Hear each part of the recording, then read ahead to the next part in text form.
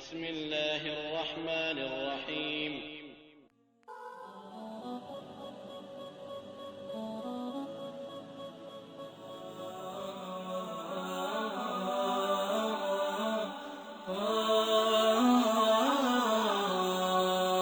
تاسو خیال کړئ یو مشهوره واقعه ده د ایوب علیه السلام دا د پښتو قصو مسو کتابونو کې لیکلي چې د ایوب علیه السلام بدن کې چینجی شوي او دا شوي دا درو خبره پیغمبر الله په هغه بیماری نه بیماری چې د خلقو ته نفرت پیدا شي 18 کاله بیمار ضرور لیکن بدن کې چینجی دا سبب د نفرت ګرځي او پیغمبر چې د الله پاغه مرض نه بیماری چې د خلقو ته نفرت پیدا دا سه دا د قصو مسو کتابونو والاو جوړ کړي نو عرض داو چې بیا 13 کاله بیمار والیو دام امتحان الله دنیا ته خود چې وګورئ 13 کاله میں پکټ کې سملولې دی او 13 کاله کې ظاهر کړي نه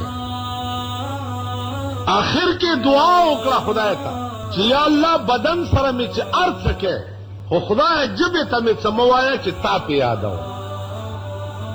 دا امتحان بیا ولا زامن ته د کوټې لاندې کړ شیطان راغی زامن دې کوټې لاندې شو الحمدلله د خخېدو د غم نه خلاص بل سره راغی ګډي او چيلې دې ټوله وبو یوړې خور پر راغی الحمدلله د خدای مال او خدای واغستو زما ور سره څه کار دی زما د خدای د منځ کې حائل مواقع کې مونږ نه نه رحمان بابا وایي چې دی یو وخت د ځان د پاسه کوکشي چې دی یو وخت د ځان د پاسه کوکشي ځان هغه ساعت له خدای مرور کې یو وخت دی چې کوشي او تکلیف درته ورسي نو خدای نه ځان مرور کې په کلونو خوشاله او په عيش او عشرت کې مبتلا او چې یو منټ در باندې خفګان راشي